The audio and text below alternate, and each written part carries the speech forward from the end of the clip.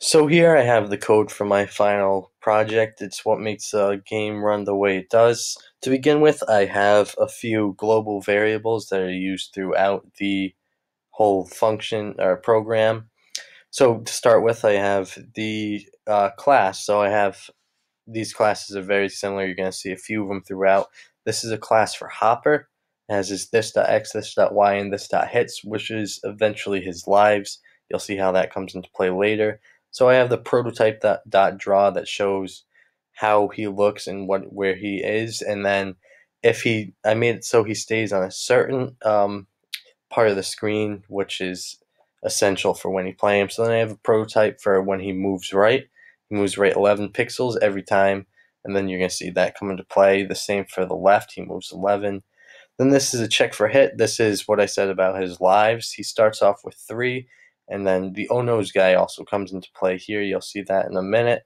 Every time he gets hit by the Oh No's guy, he loses a life. That's what this code says.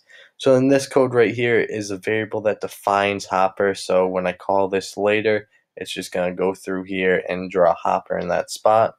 Now this is a class for the Oh No's guy, like I said, very similar to the class for Hopper. It has his draw function, or his function, then his draw. But then this is a little different. It's a loop and an array.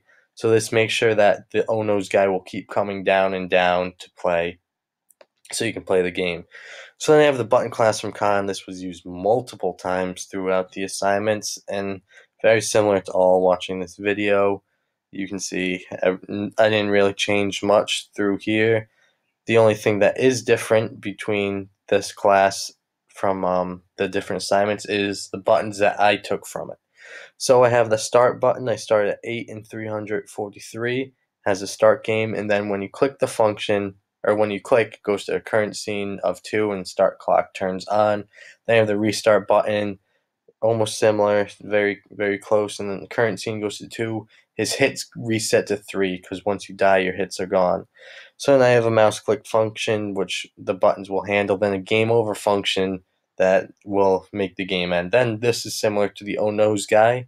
It's a yellow line, the array, and then the loop to make sure the yellow lines keep coming. Then I have the timer to stop the clock once the game is over. The break takes it out of the function, or out of the loop, my bad. And then the var game screen, so this is just full of a lot of text and rectangles. Then there's this loop that this also helps to make sure that the yellow lines keep coming, and then this loop for the Oh No's guy, and it checks for the hits. So then this right here is saying that when you press the right, then it's going to have Hopper move right 11 pixels. And then when you press the left, it's going to have Hopper move left 11 pixels. That was used earlier. Then this is for the clock and the lives, and then you draw Hopper and then call the game over function. Then I have the open screen right here.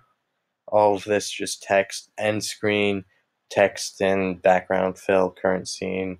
So then there's the functions to draw the game in order, each scene, and then end the clock at the end of it.